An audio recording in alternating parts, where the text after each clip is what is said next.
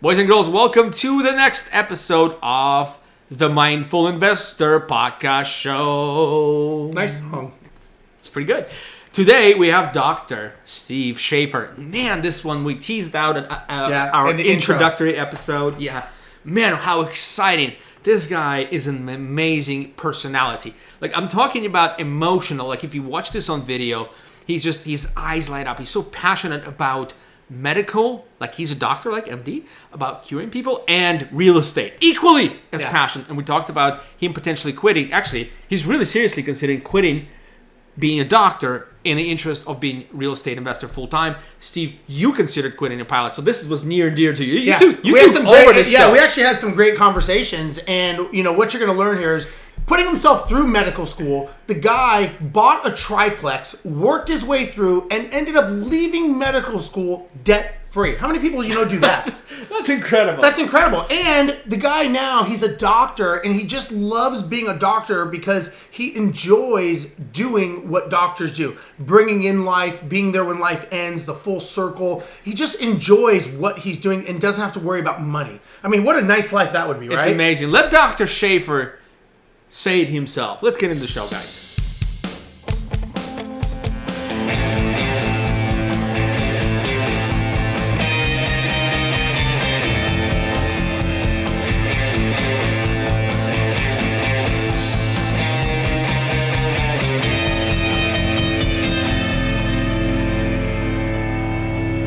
So we're here at 2019 Bigger Pockets Conference. Met a very interesting group of people, a lot of folks in different stages of real estate investment adventure career, I should say. And this is kind of what we're going to talk about today, is the adventure versus career.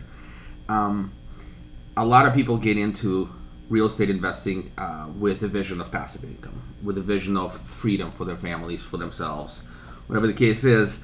But a lot of people get into it are professionals. And today I'm blessed to have my co-host here, Steve Rozenberg, who's an airline pilot, flies for United. And I have Steve Shaffer. Mm-hmm. That's easy, I can pronounce that. Steve Shaffer, who's a medical doctor. Both of them are successful real estate investors and have a little bit different paths. But at the end of the day, Steve Shaffer is going to talk today about the decision that he's about to make on whether to keep his day job or transform it into something else so he can focus on real estate investing full time. This is a fascinating topic, and I'm sure many of you listening. I think there's a lot of people that either are in this boat or could be in this boat, like Steve and myself, that you focus your whole life on one path, and all of a sudden, for whatever reason, everyone has a different reason, but their why changes. And now they do a shift, and so I'm curious to hear your story as to what happened and what caused you to actually even think of doing that shift, let alone doing the shift. Sure, absolutely. No, that's a great question. And my story is probably a little non-traditional as far as the path to medicine, right? I don't come from a long line of medical people. Okay. My dad was a police officer. Okay. My mom's a teacher.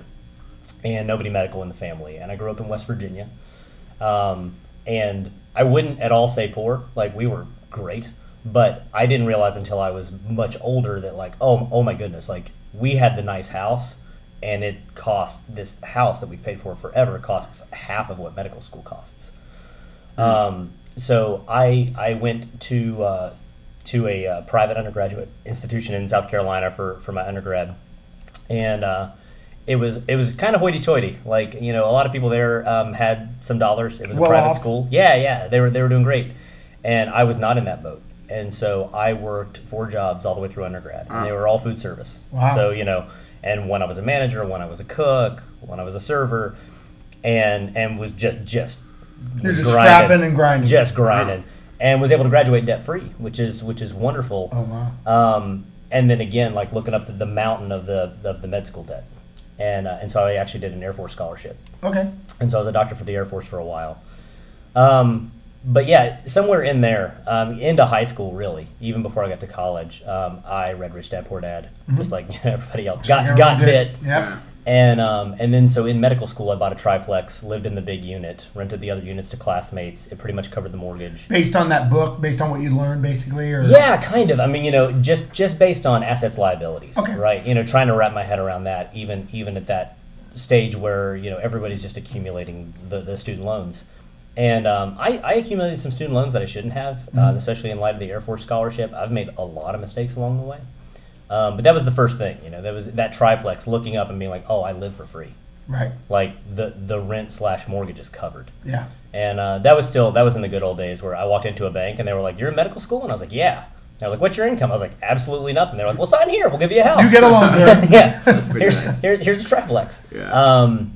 And then, that shift, 2008 happened while I was in medical school. And so when I came out, I was on the back end of it. So I bought a foreclosure for residency and did a live and flip. And that was really the second deal. And then worked with the Air Force a little bit. Got transitioned to stationed in New Mexico. Okay. And did a flip down there as well. And so like this, primordial, starting with the single families and working my way up with the idea of always, passive income. Right. So I would say that like the grind stuff for me, that shift it's old. So now, were you actually you started doing real estate as a doctor? It wasn't a doctor first and then real estate. It was Correct. It was both running parallel. Absolutely, and I mean I think it's valuable the way that it worked out for me. So like I house hacked in medical school. Nice. So this time where some people were starting to like kind of eye the BMW and stuff, I was able to pull the reins back on that and be like, hey, listen, if we live for free, like we can get out of this thing and really not have a lot of debt. Yeah.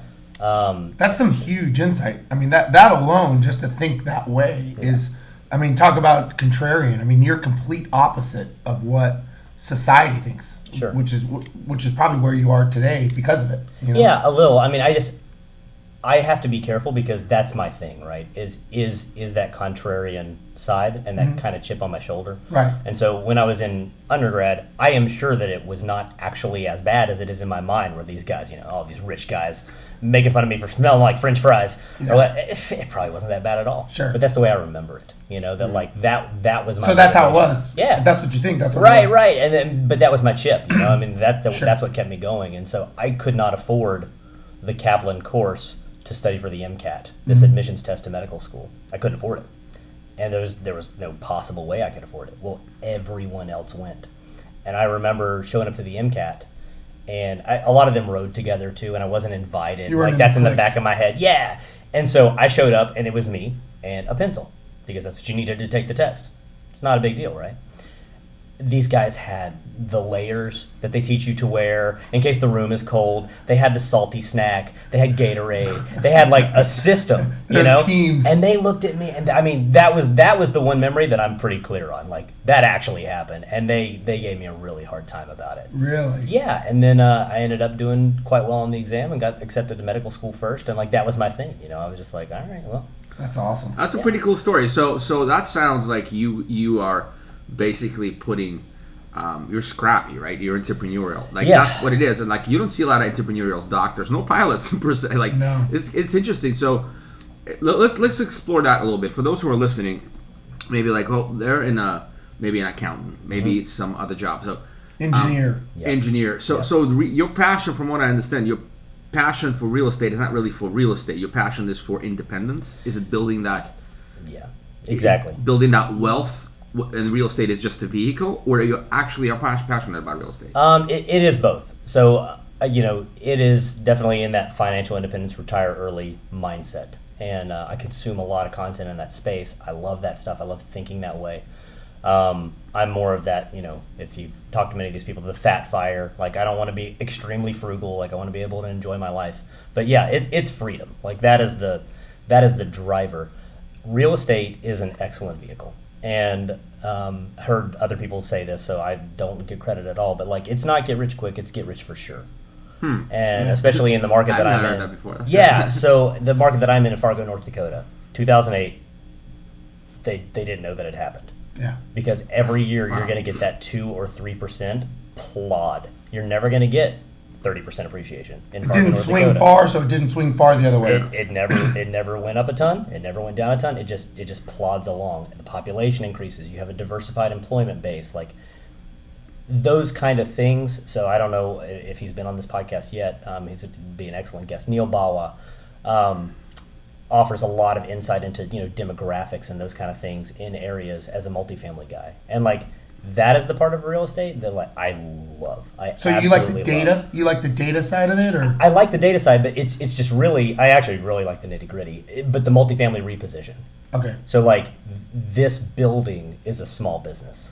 Absolutely. And it's failing, and I can fix it. Yeah. So like Shark Tank, The Profit, like those kind of shows, like that's my jam. Sure. Yeah, and I love those too. Yeah, right. The Profit and Shark Tank episode, every time. It's like. There's not enough of these shows out there. Yeah, sure. And the funny thing is they're quite popular, and so Shark Tank's doing great. But yeah, I mean, Marcus Lemonis goes into this business and, people process product and fixes it. Like that is fascinating. And I don't know enough about small business. Major dumpster fire. Let me ask you this, though. I'd like to back up a little bit. Sure. So what I'm curious, and especially for people watching, like, how do you think differently today? Because I want to go to where you are today. Yeah. But for people that are thinking of doing this, how do you think that you were able to change your mindset from what you thought of back in med school, right? To now you were on that path, but how do you think you are different today than you were then? And what if you were talking to yourself? Yeah. What advice would you give yourself back in the day? Yeah, that's an excellent question. I would say the reason I kind of led in that way, the reason I laid that groundwork was I didn't change that much. Okay. And so I think that, if somebody's coming to this kind of a podcast from the medical community or whatever, they may have a bigger mountain to climb as far as mindset. Yeah. Because I was kind of there mindset-wise. The things that I would do differently, this is very, very candid, very personal stuff. But, like, I used to gamble too much. And I didn't have money. Because the macro, I was excellent in. You know what I mean? Like, I'm not paying for a house. Right. My car costs $3,000. Right. And it's great. Like, I'm, doing all these different things to start revenue streams and, like, all this stuff that's smart.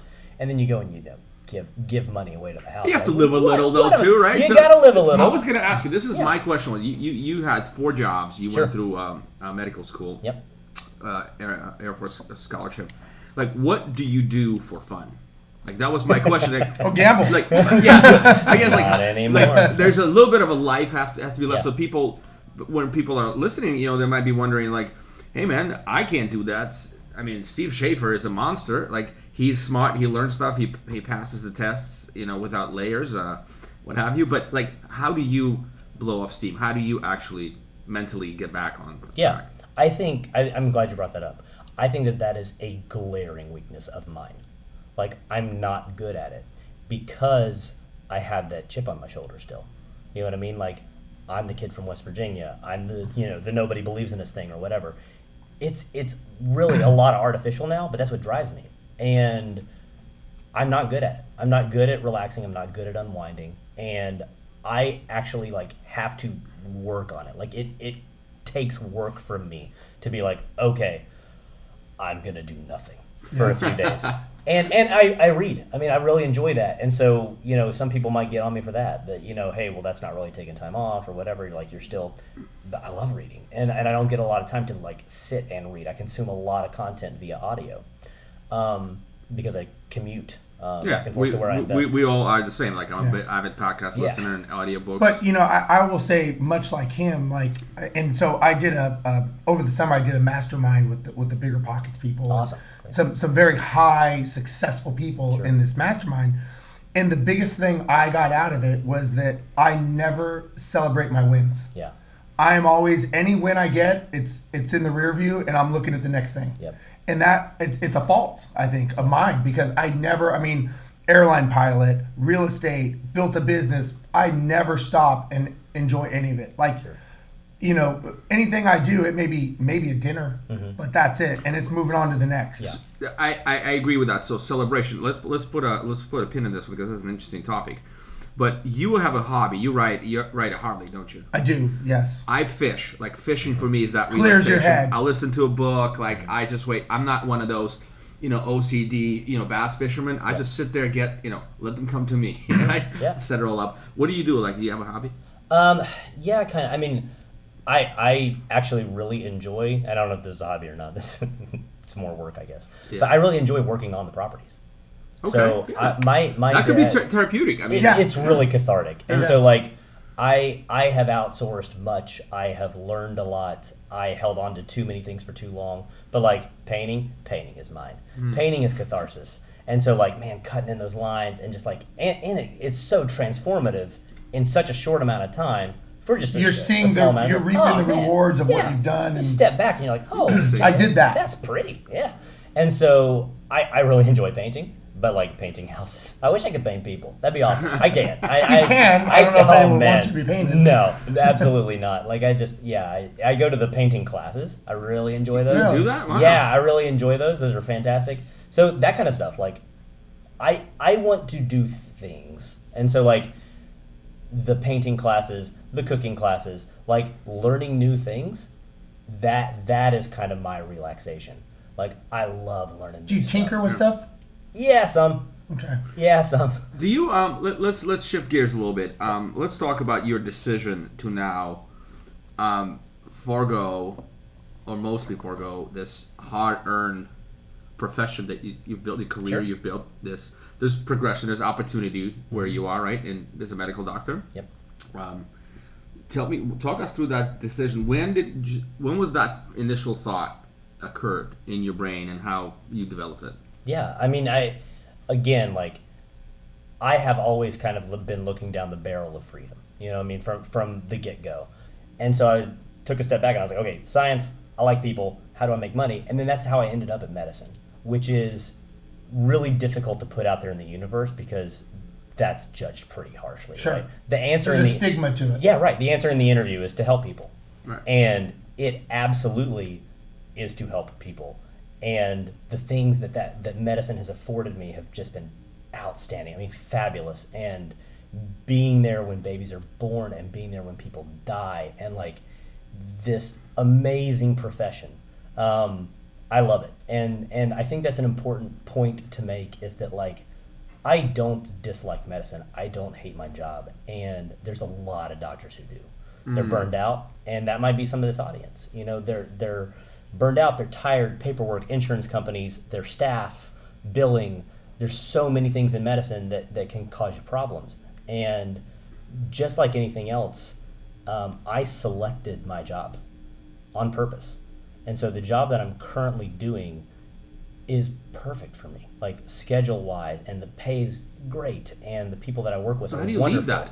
Well, and that's the question, right? So I mean, I am not. You're not like pushing to go, I gotta get out. Exactly. It is not. I am not leaving out of a sense of frustration or bitterness or anything like that. I'm leaving out of the ability to do so. Yeah, it's intentional. It's I get it. Yeah, I get it, Steve. But what I'm trying to get to is that's okay. Let's get there. Why? Yeah. Right. So like, are you the opportunity cost? Right. So Sure. you leave your profession behind. Yeah. Like, the opportunity cost is significant. Like, what are you going to do with that time? Right. Excellent. And I think that to throw it back on you would be, why not? And like, you bring up opportunity cost, and I would counter with sunk cost fallacy. So like, it's 11 years of my life. So 4 of undergrad, 4 of medical school, 3 of residency. And I did this Air Force scholarship, which genuinely, I mean, I'm entrepreneurial. The military is a bad place for entrepreneurial people, that is not as Steve may know. Yeah. So like, I did not have a good military experience. And almost all of that was entirely my fault. And so there's a lot of lessons that I learned there. But you have this massive cost in the rearview mirror, and now you have this great salary. And honestly, the hardest part for me in the FIRE discussion is, 401k, 457, some of these tax deferral vehicles for that income. I don't need it.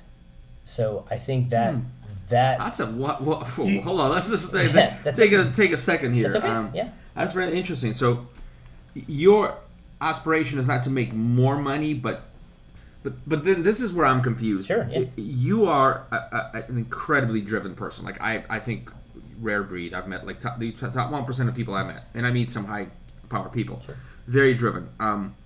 So where is that drive going to go? I'm wondering. Like, okay, it's not the money necessarily. Like you're not gonna all of a sudden start making 10 times as much in a year or so. But I think what you're asking is you're asking I'm trying to get destination get inside. Is, and I think he's saying he's doing it for the ride. Yeah. And I think that's a bit of the difference because I'll tell you very similar. Just like in airline pilots, I fly with guys all the time that are miserable. And they would be miserable if they were sitting on their couch flying from home. They would still, whether it's the company screwing them over or the union or this, and it's just nonstop.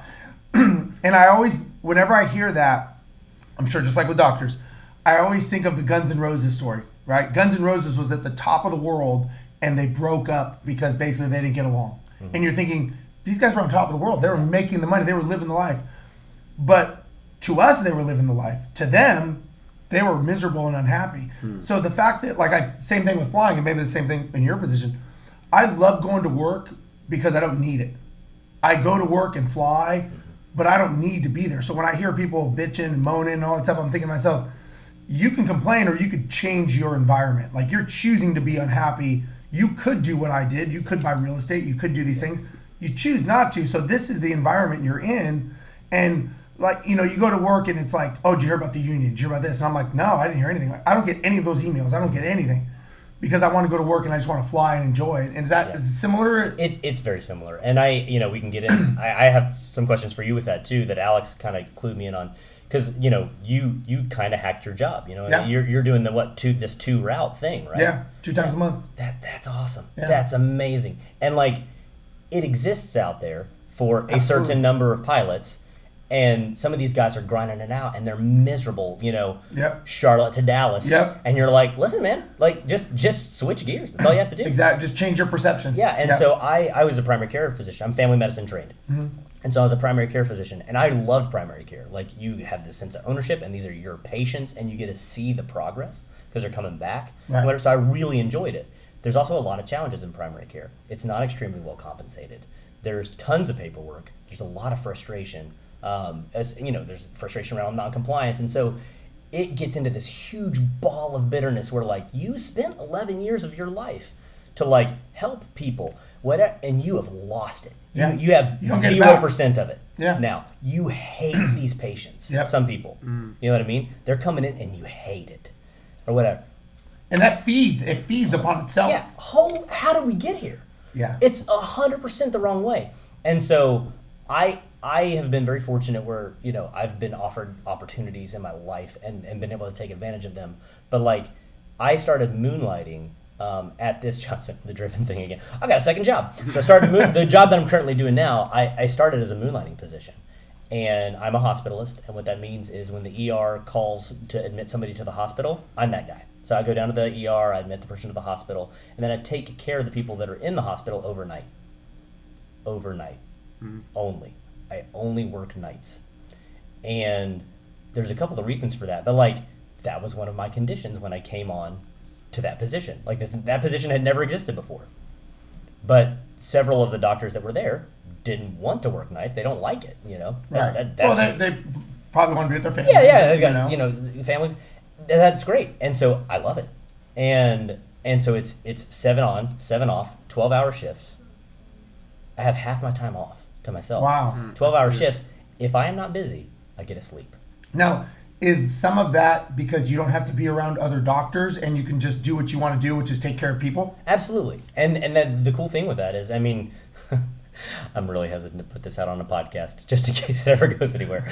But I had an administrator from the hospital the other day literally run into me, physically, in the hallway. And he's like, oh, excuse me, hey, because I was in this kind of employee stairwell. He's like, hey, are you lost? I can get you back to the main area or whatever. And I was like, I work here. I work here. Yeah. And he's like, oh, cool. What do you do for us? And I was like, I'm a physician. And he's like, oh, neat, man. Did you just come on? I was like, I've been here 2 years. And so that was the secret sauce to me. Yeah, absolutely. I don't go to a meeting. So are you thinking then this is going to be your gig moving forward? No. So this is the gig that I'm potentially hanging up. And it's great. It's wonderful. I love it. But just like the flying 2 routes or whatever, it is wonderful to know that you can lay it down. Yeah, it's funny. I did a trip one time where I was about 3-4 years ago. I was going down to Rio de Janeiro, and we had the chief pilot with us. Mm-hmm. And we're flying down to Rio, and he's like, Steve, how long you been here for? And I said, about 15 years.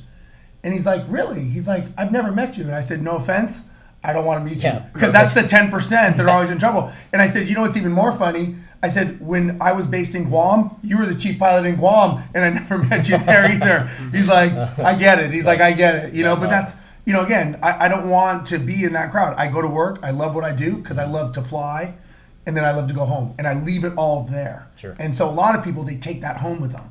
And that's when it starts eating them up. And it eats them up from the inside. And then they're miserable at home. Then they're complaining. Then they're this. And that's the challenge. Yep. And I think the one thing that, and Alex was probably going there, but like pilot and doctor, and you mentioned engineer earlier. Yep. It's interesting to me because like I have met so many engineers in real estate investing, and several of them that have gone full time and now they're realtors, and there's a lot of that. And I'm sure their family gave them grief or whatever. That doesn't seem as big a deal. But if you are a doctor and you say that you are going to quit medicine to be a real estate investor, everyone thinks you are an You get on the idiot. show. You get on the podcast. Yeah, right. I got on this podcast. They were like, "This guy's an idiot." Like, what is he thinking? Yeah, absolutely. Because it's this massive income, and you're potentially laying it down for something that is perceived as risky. Sure. But the thing with pilot and medicine and engineer and a couple other professions, it is so woven into your identity. Absolutely. And I mean, you are a pilot. Yeah. You have a fancy It's who stiff you hat. are. It identifies you. You got the cool hat. I got the hat. All right. I got the white. I should wear the hat from now on. You should wear the hat from now on. You be the captain. I got a white coat. I got a stethoscope. Like, that's it. That's the identity. That is your identity. Absolutely. You know what I mean? And so laying that down, that is, I think, the climb that most people in medicine would really have a hard time with. Yeah. You are. You have to change who you are. Sure. Yeah, absolutely. And it's not even the people who like correct you when you say mister, because those people are a special breed. Yeah. Doctor, if you please. Doctor. Yeah, you don't like those people. But not even just those people. I mean, you're a doctor. It's a lot of work. It's one of the hardest paths there is, right? So let's sort of take it all the way. Yeah, man. I still am struggling to understand why. That's okay. Yeah. I want to get that. I want to leave here Sure. and the audience with an understanding. Like, all right, what's next for Steve Shaffer? Like, what is that next thing? Is it more freedom? Yeah. More freedom to do what you want? Yep. Because you're a driven guy. You're gonna do stuff. Yeah, I know. And to you're your not gonna point, paint all day long. Oh yes, I will. To your point, like when you asked about relaxation earlier, that is actually the part right now that I am figuring it out. Like, that's the part that scares me, because if I get to the point where I'm satisfied with my passive income and I don't have a full-time job anymore, I mean, I have 3 kids and absolutely love them. Like, I love chasing them around. Occasionally, I catch one of them. And you have 3 kids. There's new things just Keep keep popping up. up. Yeah. No, 24 hours a day. Do you have more? Yeah, no. I teach you more in school. Like, yeah, how do you no. get more? Yeah, no. Time travel. Time hacking. Yeah, the same amount of time. But to answer your question directly, like, I am scared about what's next because I'm not good at taking my foot off the gas. I'm just not good at it. And I am sure that it will pivot into something. Like, you asked the tinkering question. I wanted to, like, take off in this whole, like, I got a grant for this STEM education thing that I came up with. Like, there's stuff in my head that I haven't had time to act on. But, like, I am genuinely, us 3 at the table, like, I would love to go to culinary school. Why? Because I don't. Why not? Because I don't know how to do it yet. You know what I mean? Like, So you're like a problem solver. You like to solve problems. I love solving problems. Puzzles? And yeah, absolutely. My daughter inherited it. We did an escape room for her birthday the other day, and she is the best. So my daughter is a I'd love to go to game night at your Oh house. my gosh, oh no, you wouldn't. It's probably pretty intense. It's cutthroat. Yeah. So my daughter is a testable, verifiable genius, like literal genius. People call. They want to put her into programs. Wow. Like, she is off the charts smart. I hope she never hears this. She is off the charts smart. And I love that kid so much because she doesn't know it yet. Right. And she's still very grounded. And so, like, we walk into this escape room thing, and it is minimum 4 people per team because of the size of the rooms. Sure. And it's her and I. And, like, she is below the age limit Yeah, everything, And the guy was like, hey, man, well, come on in and have a good time. But whatever, we got out. No kidding. Oh, yeah, absolutely. She got out. Like, that kid is so awesome at solving problems and whatever. And, like, seeing that, I mean, that's what's next. So I have a question, a quick side with kids. Go for it. Yeah.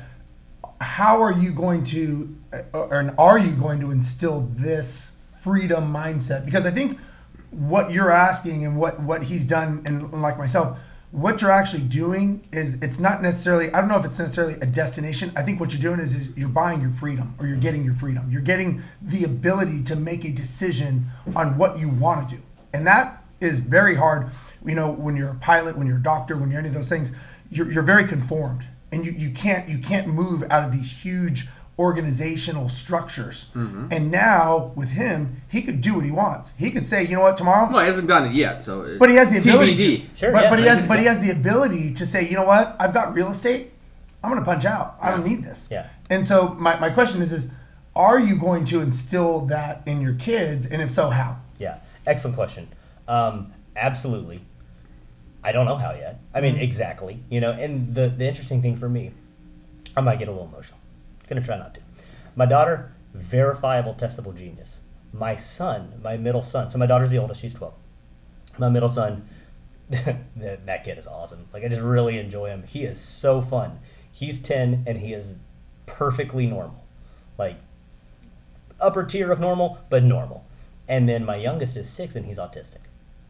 And so, like, you take those 3 kids somewhere and try to keep everybody busy for a minute. Like, good luck. And so, like, it's been fascinating to find the things that they can all enjoy. And so, solving problems, building, that kind of stuff, that's one of those things. Wow. And so there's these that's kind of where the STEM education concept was born. When I was working on that a little more full. Like, you can take them to these places with Lego STEM kind of places where they build things. There you go. The smart ones over here, like, constructing a skyscraper, and then my little guy's like, patterns, and so right. But you can keep everybody busy. And so my thing is, I don't have a book, I don't have a program. They're going to be very individualized. Sure. So my daughter has already read Rich Dad Poor Dad. So that's an interesting one. Wow. Yeah. How old is she? She's 12. Yeah. And so the Rich Dad Poor Dad thing for me is interesting because I love that book very much. I read it every year. And, there's a lot of problems with it and holes in it, and people poke holes in it all the time now. But, like, that inspirational piece is invaluable. It's a mindset shift. It's a mindset shift. It's a great mindset book. And the cool thing for me is, like, I am both. I have done both. Yeah. I've climbed the academic mountain, and I'm willing to lay it down to be the poor dad. Because he wasn't the poor dad, right? He wasn't. Yeah. He wasn't. And that mindset shift, I want my kids to always be empowered to quit. Yeah. Have the freedom to make a decision. Absolutely. I want them to be monsters that, like, are absolutely persistent and never quit and, like, work so hard until they should quit. And I want it to be their decision. So one of the parts of that book, one of the parts of, and I believe it was that book where he talks about minding your own business. Yeah. And basically, where you work your job, but you mind your business, meaning you run your business at nighttime and on the weekends to build up that empire, basically. So that's obviously, so I'd like to go into where you're at now. So that's kind of what you did. You basically minded your own business. I did. You ran your real estate up. So take everyone to where you are today in this cycle and what you're doing, and then kind of where you want this to go. Yeah, excellent question. Thanks. As I get the excellent questions, he doesn't say that about you. Yeah. I'm just fascinated processing all this. It's because excellent's not a good enough word for you, Alex. Oh, I'm gonna have to come up with a better superlative. we got 3 minutes. All right, we got to asshole. So right now I am at 42 units. If I close what's in front of me, we'll be at 61 by the end of the year. Nice. I say we a lot. It's just me, and so I own 100% of the equity right now. Mm-hmm. I used my own money up until this year. Okay. And I have started taking in some outside money, but as debt. Sure. And so just saying, hey, listen, I'm going to give you a return on your money, and I'm using that for down payments and renovation. And there's nothing wrong with that. No. And the thing for me is, like, the only deals that I'm doing right now are just grand slams. Right. And so I'm able to be a little choosy. I've closed on a couple of decent multifamilies, and in Fargo, North Dakota, there's probably 50 people that trade everything. Like it's just it's not small. that, It's a small community to begin Right. with, and then Yeah. you get, you know. Sure. So if something's coming up, I'm on the list of people who get called. Cool. Now, you know what I mean? And so that transition, that shift, is enormous. Right. And so and I don't know if you guys have experienced it yet. In your businesses and stuff, but I mean, yeah, you get to that point where people start bringing you deals, Yeah. and then it's picking gold up off the beach. Absolutely. So right now my baby is a 15-unit building. I love it. It's gorgeous. I'm so excited about it. But it is my problem solving just masterpiece. So the thing in multifamily is you buy on actuals, right? You do Yeah. not buy on pro forma. Absolutely. Period. Understood. This building, the actuals were horrible, and no one bought it because no one went to look at it with their eyeballs. And so I walked in, they did this massive renovation. It was ready. It was a release project. Oh wow. Yeah. And I mean, management wasn't where it needed to be and all this stuff. So, I mean, I just stumbled into it, and it's awesome. So by the time we closed, when I put it under contract, there were 40 units that were full out of this building, you know. So when I closed, there were 9. Now we're full a couple Nice. months later. Yeah. But they have this massive attic space upstairs that is an attic. That's what it is.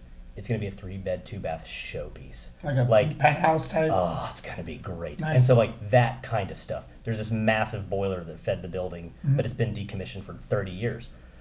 I found an enterprising gentleman with a sledgehammer and an acetylene torch, and now the boiler's gone. So, like, there's going to be a unit in the boiler room. Nice. And So you're seeing opportunity where other people don't. man, the multifamily reposition stuff, juicing the NOI, Yeah. getting it where it needs to be, and then how that translates into the value of the building. I love that. Now, when you're taking in capital, what's the exit strategy on those deals? Or is there an exit strategy? Yeah, so great question. question again. You got it again.